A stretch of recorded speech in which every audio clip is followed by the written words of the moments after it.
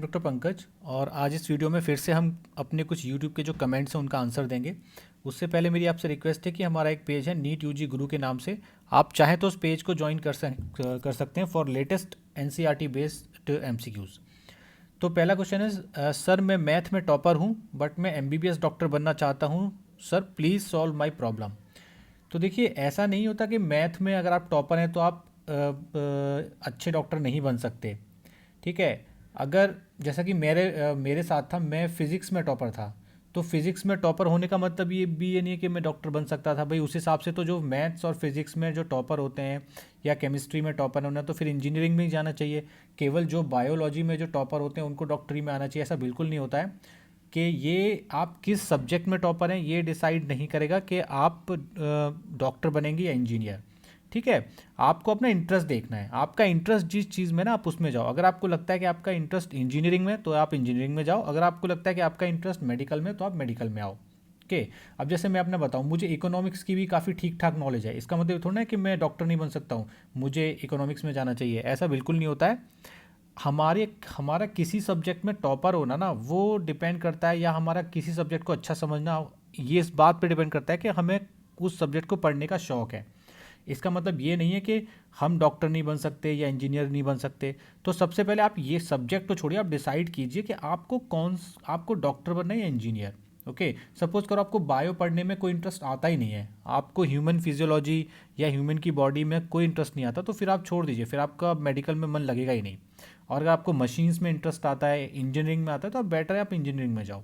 ठीक है, इसमें कोई कन्फ्यूजन होना ही नहीं चाहिए। How to check doctors MS और MD degree if it is fake. ये तो बहुत सिंपल है। सपोज़ कीजिए कि आपको अगर जैसे जिस भी डॉक्टर की एमएस और एमडी डिग्री को चेक करना है ना, हमेशा हर डॉक्टर जब भी कोई प्रैक्टिस करता है तो उसके प्रिस्क्रिप्शन पेपर पे एक रजिस्ट्रेशन नंबर लिखा होता है। ठीक है। ये रजिस्ट्रेशन नंबर जो होता है वो उसका मेडिकल काउंसिल का रजिस्ट्रेशन नंबर होता है।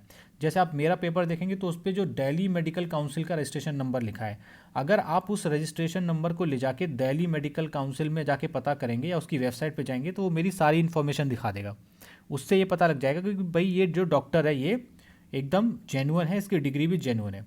दूसरा, फिर आप उस मेडिकल काउंसिल में, दिल्ली मेडिकल काउंसिल हो गई या फिर नेशनल मेडिकल कमीशन हो गया, वहाँ जाके पर्सनली भी उस डॉक्टर के बारे में पूछताछ कर सकते हैं, वहाँ से आपको आपकी इन्फॉर्मेशन मिल जाएगी। या फिर आप आरटीआई का भी सहारा ले सकते हैं, तो इसमें कोई दिक्कत वाली बात नहीं है। या जिस मेडिकल कॉलेज से एमबीबीएस की या एमएस की, जैसे मैंने आसाम मेडिकल कॉलेज से अपनी एमबीबीएस की है, तो वहाँ से भी पता लगा सकते हैं। तो आप, ये कोई बहुत बड़ी बात नहीं होती, पर सबसे आसान आसान तरीका होता है जो रजिस्ट्रेशन नंबर होता है डॉक्टर का, उसके through medical council of India में जाके आप पता कर सकते हैं। अब तो खैर एमसीआई नहीं है, अब तो एनएमसी है, पर कुछ स्टेट मेडिकल काउंसिल हर स्टेट की अलग होती है। जैसे कि दिल्ली मेडिकल काउंसिल है, यूपी मेडिकल काउंसिल है, बिहार मेडिकल काउंसिल है, आसाम मेडिकल काउंसिल है। हर काउंसिल का एक रजिस्टर होता है जिसमें उन डॉक्टर्स की सारी इन्फॉर्मेशन लिखी होती है। तो ये पता करना कोई बहुत कठिन काम नहीं है। सर गवर्नमेंट हॉस्पिटल में जेआर बनने के लिए भी एग्ज़ाम देना पड़ता है या इंटरव्यू बेस पर ही सिलेक्शन हो जाता है? देखिए, ये वेरी करता है। जैसे कि आप बात करें एम्स की, एम्स है तो एम्स में तो आपको एग्ज़ाम देना पड़ेगा। बात करें आप सफदरजंग हॉस्पिटल की, वहाँ भी एग्ज़ाम देना होगा। पर बात करें जैसे आप कुछ और हॉस्पिटल, हिंदूरा हॉस्पिटल है, वहाँ पे एग्ज़ाम नहीं, वहाँ पे केवल इंटरव्यू हो जाता है। तो कुछ मिक्स रहता है, कुछ कॉलेजेस में इंटरव्यू एग्ज़ाम देना होता है और कुछ कॉलेज में इंटरव्यू बेसिस पे ही हो जाता है। Sir, I have completed my MBBS 2 years back and I am preparing for PG exam, but I am applying for part-time job 2 years after MBBS. So should I write something in experience or should I apply as a fresher? Will it be a problem as I am out of practice for 2 years after MBBS? तो इसमें कोई दिक्कत नहीं है। इनका कहना है कि भी इनको एमबीबीएस पास किए 2 साल हो गए हैं और अभी तक शायद इनके इस मैसेज से लग रहा है कि इन्होंने कोई जॉब नहीं की है, तो अब ये जेआरशिप के लिए अप्लाई करना चाहते हैं। तो देखिए, आप जब जेआरशिप के लिए अपना बायोडाटा या सीवी बनाएंगे तो उसमें जो भी जेन्युइन इन्फॉर्मेशन है वो लिखिए। आपने एमबीबीएस कहाँ से किया, आपने आपने इंटर्नशिप की, और अगर आपने कोई एक्सपीरियंस किसी हॉस्पिटल में काम करके लिया है तो वो लिखिए, क्योंकि वो वहाँ पे आपके ना एक्सपीरियंस सर्टिफिकेट्स मांगेंगे। अगर आपके पास एक्सपीरियंस सर्टिफिकेट होगा ही नहीं तो आप कुछ भी लिख दीजिए, वो मानेंगे तो है नहीं। तो बेटर है कि जिस भी चीज़ का आपके पास एक्सपीरियंस सर्टिफिकेट हो उसी के बारे में आप वहाँ पे लिखें। और ऐसा कोई दिक्कत नहीं है कि आपने 2 साल अगर कोई काम नहीं किया तो आपको कोई दिक्कत होगी, ऐसी कोई दिक्कत नहीं होती है।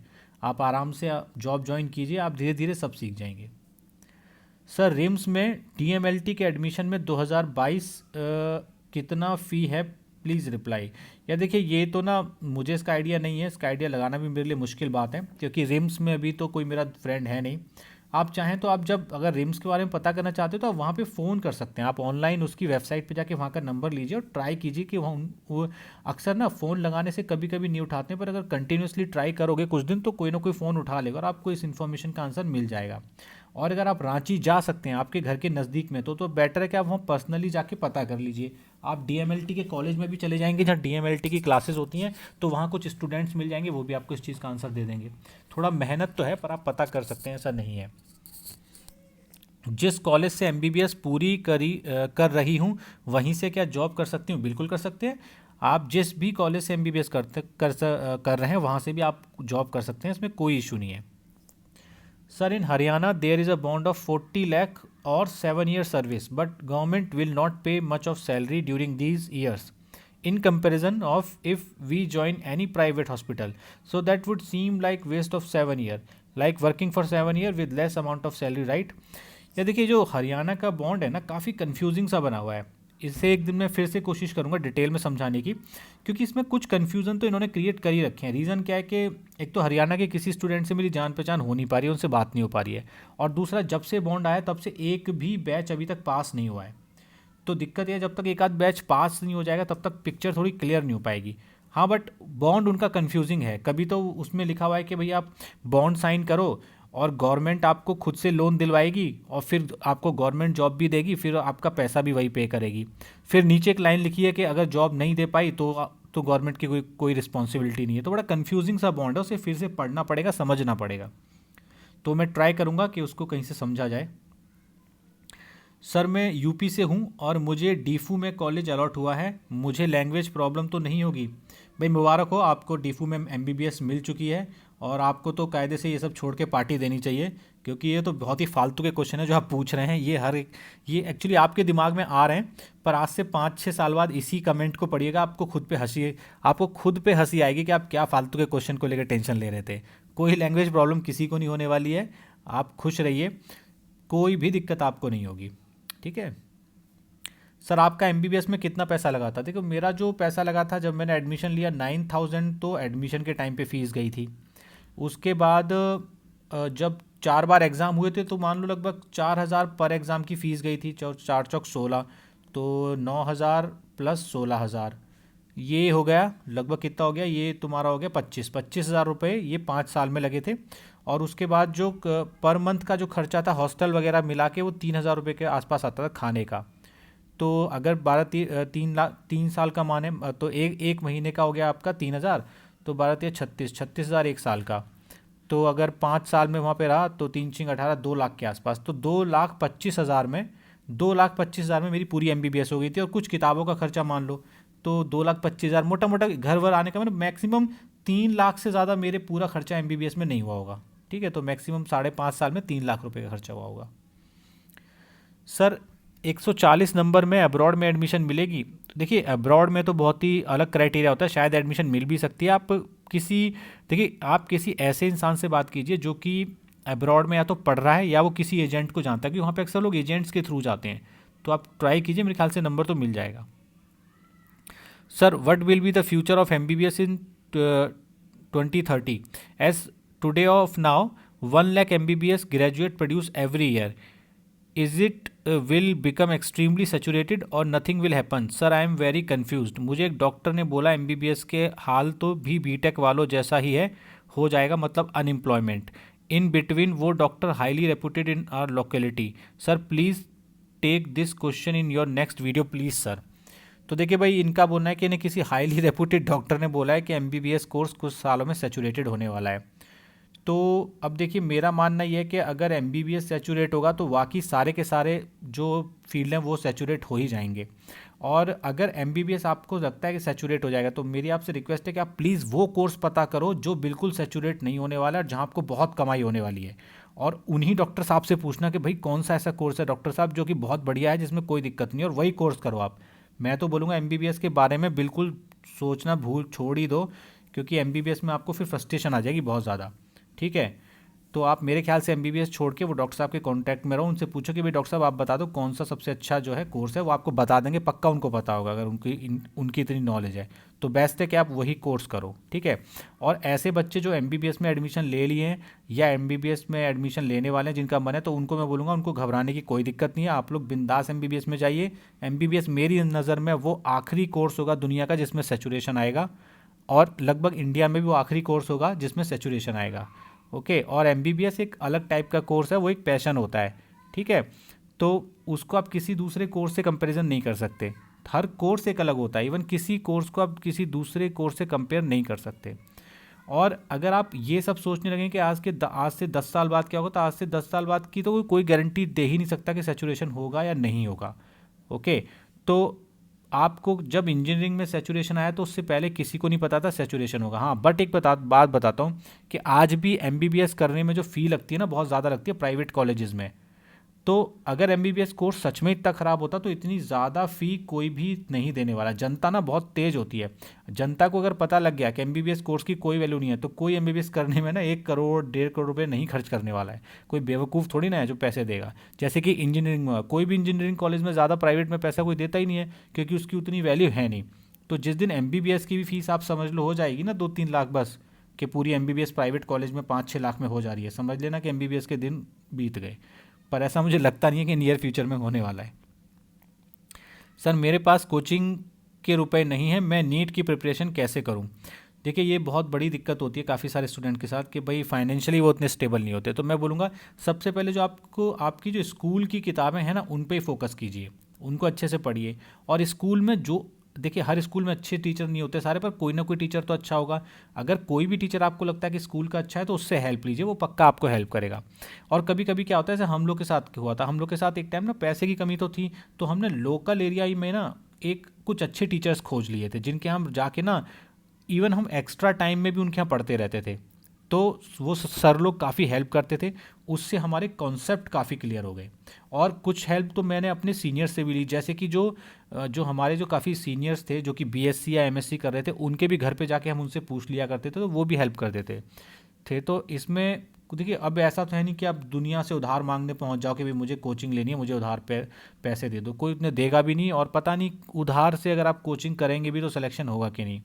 तो सबसे बढ़िया है कि जो भी संसाधन आपके पास हैं उन्हीं का उपयोग कीजिए, और कोशिश कीजिए सीनियर्स से, लोकल टीचर्स से हेल्प लेने की। अगर आप सही हैं पढ़ने में और मेहनती हैं तो आपको पक्का सक्सेस मिलेगा। और हाँ, इस क्वेश्चन का एक और आंसर दे दूं कि आजकल एक बहुत अच्छी चीज़ है यूट्यूब पे बहुत सारे अच्छे अच्छे टीचर्स के वीडियो हैं जो कि आपको फ्री में काफ़ी सारे कॉन्सेप्ट और काफ़ी सारे टॉपिक समझा देते हैं।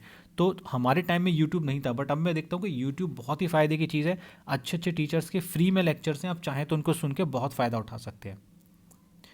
Sir what do you think, doing orthopaedic surgery in the UK और getting settled there is better, और returning back in to India after training is worth?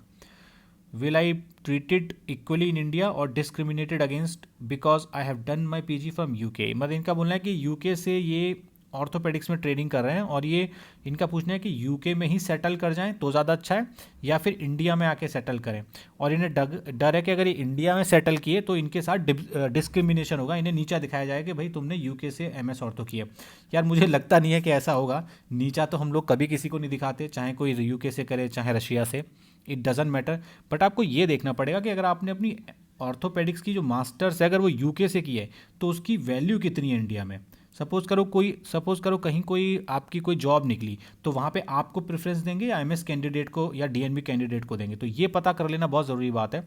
तो ये आपको थोड़ा पता करना पड़ेगा। मुझे तो इसका आइडिया इतना है नहीं, क्योंकि मेरे सामने कभी ऐसा हुआ नहीं कि कोई ऐसा डॉक्टर आया हो जिसने ऑर्थोपेडिक्स यूके से या कहीं बाहर से की हो, तो मुझे उसका आइडिया कम है। बट मुझे लगता नहीं है कि पर्सनली तो तुम्हें वर्क प्लेस पे तो कोई डिस्क्रिमिनेट नहीं करेगा। हाँ, जहाँ पे जॉब में प्रेफरेंस की बात आएगी वहाँ पे देखना पड़ेगा कि आपको प्रेफरेंस मिलेगी या किसी दूसरे कैंडिडेट को दी जाएगी। हिंदी मीडियम से नीट की तैयारी कर रहे हैं, अच्छा स्कोर हो रहा है, अगर अच्छा कॉलेज मिल जाएगा तो एमबीबीएस में बहुत प्रॉब्लम होगी क्योंकि प्रोफेसर इंग्लिश में ही बोलते हैं। My dream is AIIMS. बताओ, एक तो इनका ड्रीम है एम्स, मतलब इस इंडिया का सबसे अपेक्स इंस्टीट्यूट में पढ़ना चाहते हैं, और ऊपर से डर रहे हैं किस चीज़ से, छोटी सी इंग्लिश से। भाई एक बात बताओ, जो नीट की तैयारी अगर आपने कर ली और आपने अगर कोई भी, एम्स तो छोड़ो, अगर आपने कोई भी मेडिकल कॉलेज में एडमिशन ले लिया ना नीट के थ्रू सिलेक्शन होके, तो उसी दिन आपके अंदर, आपके ऊपर मोहर लग जाएगी, स्टैंप लग जाएगी कि आप एक टैलेंटेड इंसान हैं। और एक टैलेंटेड इंसान को एक इंग्लिश जैसी लैंग्वेज से तो बिल्कुल नहीं डरना चाहिए।